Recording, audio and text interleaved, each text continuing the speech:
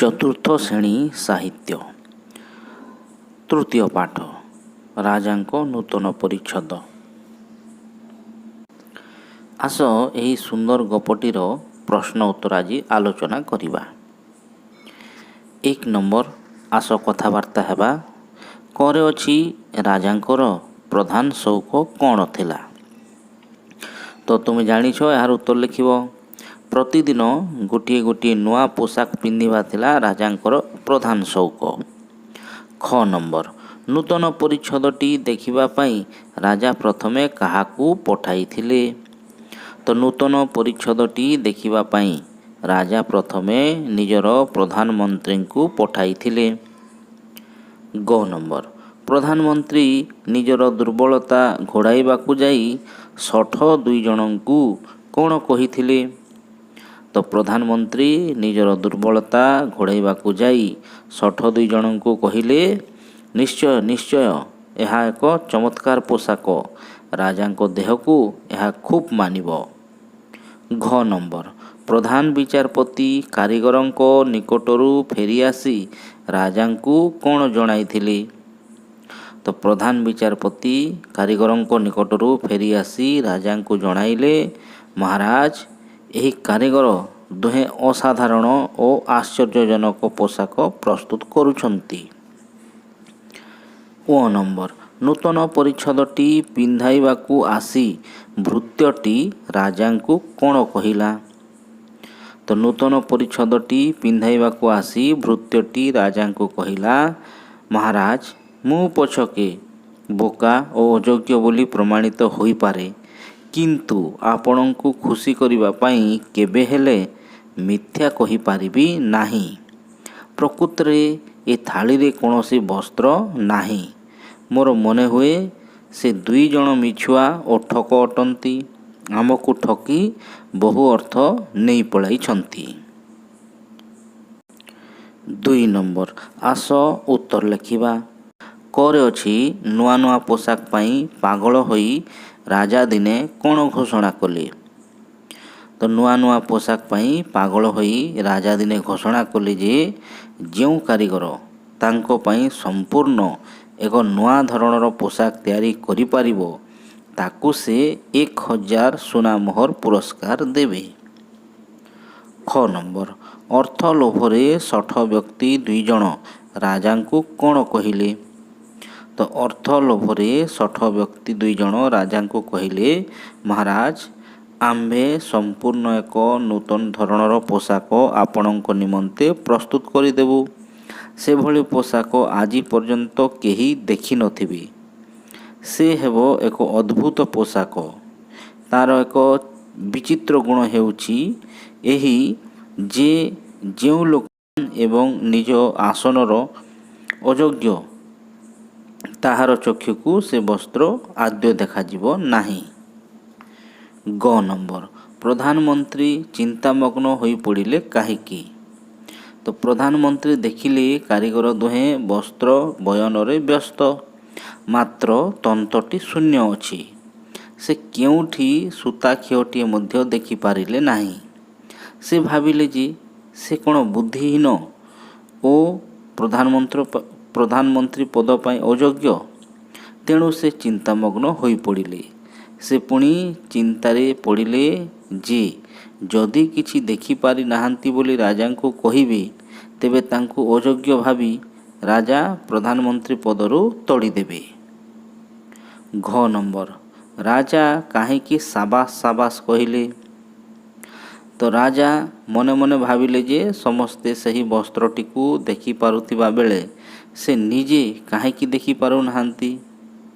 से तेबे कोन राजपद पई अयोग्य। प्रजा माने ए कथा जानिले कौन भाविबे। तेणु से निजर लज्जा को घोड़ाइबा पई मिछरे साबास साबास कहिले। ओ नंबर राजा निजर भ्रम बुझी पारिले किपरि।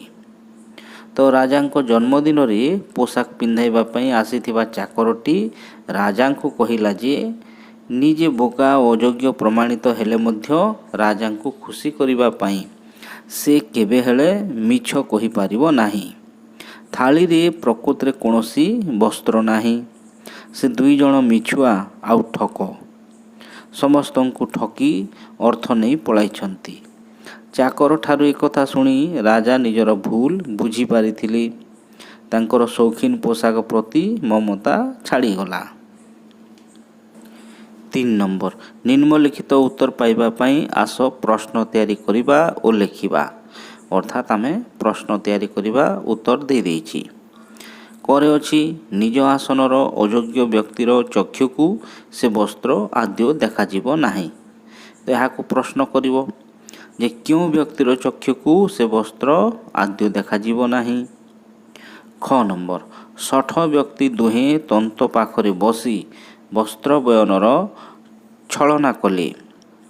ତ ଏହାକୁ ପ୍ରଶ୍ନ ତିଆରି କରିବ ଯେ ଶଠ ବ୍ୟକ୍ତି ଦୁହେଁ କେଉଁଠାରେ ବସି କ'ଣ କରିବାର ଛଳନା କଲେ ବା କେଉଁମାନେ ତନ୍ତ ପାଖରେ ବସି ବସ୍ତ୍ର ବୟନରେ ଛଳନା କଲେ।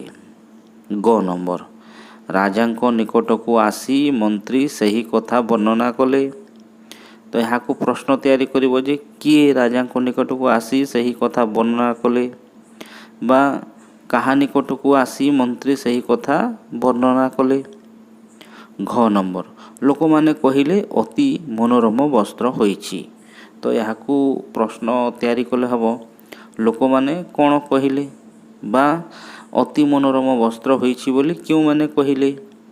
ଓ ନମ୍ବର ରାଜା ରାଜକାର୍ଯ୍ୟରେ ଅଧିକ ମନୋନିବେଶ କଲେ। ତ ଏହାକୁ ପ୍ରଶ୍ନ କଲେ ହେବ ରାଜା କେଉଁ କାର୍ଯ୍ୟରେ ଅଧିକ ମନୋନିବେଶ କଲେ ବା କିଏ ରାଜକାର୍ଯ୍ୟରେ ଅଧିକ ମନୋନିବେଶ କଲେ।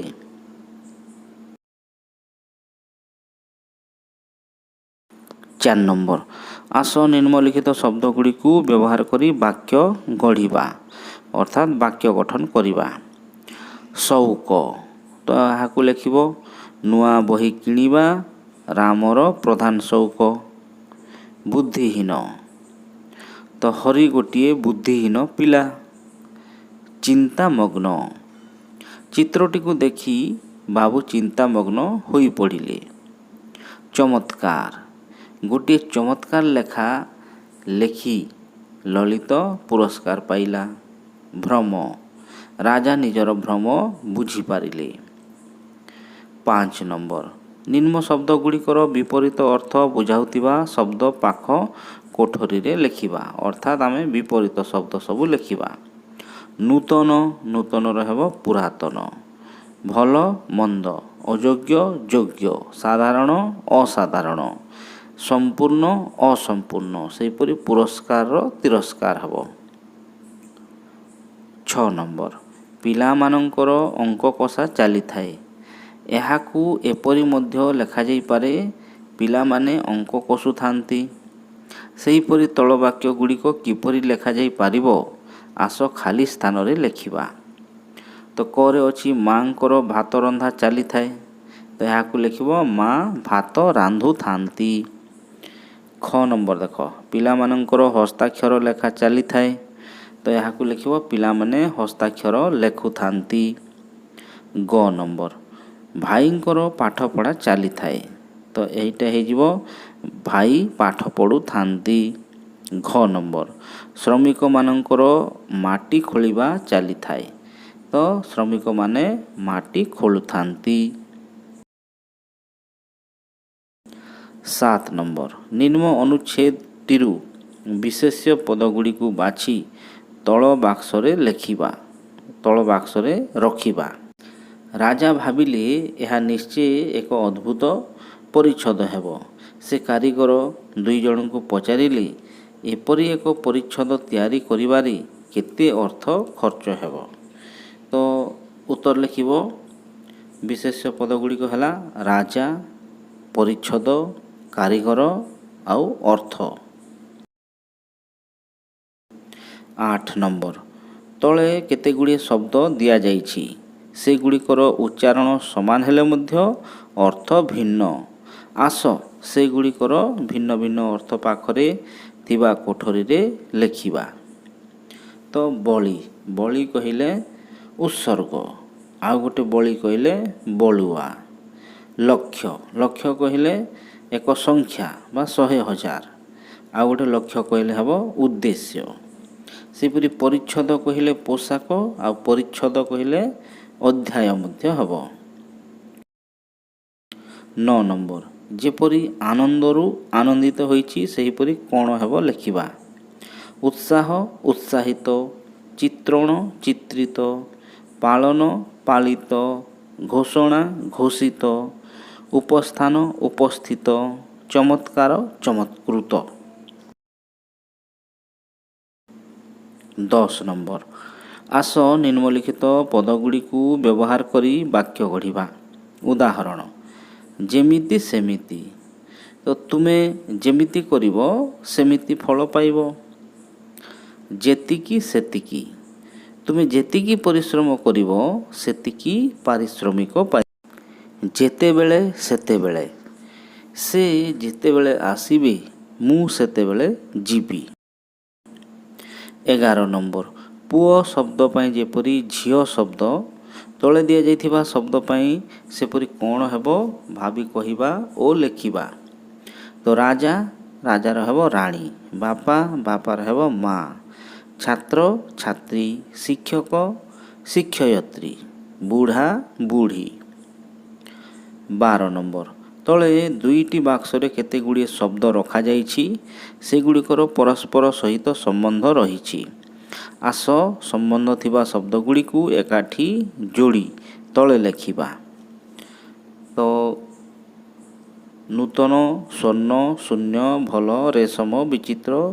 ଆଉ ଗୋଟେ ବକ୍ସରେ ଅଛି ବା ଆଉ ଗୋଟେ ବାକ୍ସରେ ଅଛି ସୂତା, ଗୁଣ, ପରିଚ୍ଛଦ, ତନ୍ତ, ଶାସନ, ଜରି, ଭଣ୍ଡାର। ତ ନୂତନ ପରିଚ୍ଛଦ, ସ୍ୱର୍ଣ୍ଣ ଜରି, ଶୂନ୍ୟ ତନ୍ତ, ଭଲ ଶାସନ, ରେଶମ ସୂତା, ବିଚିତ୍ର ଗୁଣ, ଏହିପରି ଭାବରେ ଲେଖିବ। 13 ନମ୍ବର ରାଜାଙ୍କ ମନରେ କ୍ରମେ ଆଗ୍ରହ ବଢ଼ିଲା। ଏହାକୁ ଏପରି ଲେଖାଯାଇପାରିବ ରାଜାଙ୍କ ମନରେ କ୍ରମେ ଆଗ୍ରହ ବଢ଼ିବ। ସେହିପରି ତଳ ବାକ୍ୟ ଗୁଡ଼ିକୁ ଲେଖିବା। ଲୋକଟି ଅଙ୍ଗୁଳି ନିର୍ଦ୍ଦେଶ କରି କହିଲା, ତ ଏହାକୁ ଲେଖିବ ଲୋକଟି ଅଙ୍ଗୁଳି ନିର୍ଦ୍ଦେଶ କରି କହିବ। ଖ ନମ୍ବର ମନ୍ତ୍ରୀ ଫେରିଆସି ସେହି କଥା ବର୍ଣ୍ଣନା କଲେ, ତ ଏହାକୁ ଲେଖିବ ମନ୍ତ୍ରୀ ଫେରିଆସି ସେହି କଥା ବର୍ଣ୍ଣନା କରିବେ। ଗ ନମ୍ବର ରାଜା ତାହା ଦେଖି ବିଚାର କଲେ, ତ ରାଜା ତାହା ଦେଖି ବିଚାର କରିବେ। ଆଉ ଘରେ ଲେଖିବ ଶଠ ବ୍ୟକ୍ତି 2 ଜଣ ପୁରସ୍କାର ନେଇ ଚାଲିଗଲେ, ଏହାକୁ ଲେଖିବ ଯେ ଶଠ ବ୍ୟକ୍ତି 2 ଜଣ ପୁରସ୍କାର ନେଇ ଚାଲିଯିବେ। ତ ଏହିପରି ଭାବରେ ସବୁ ପ୍ରଶ୍ନର ଉତ୍ତର ଲେଖିବ। ଧନ୍ୟବାଦ।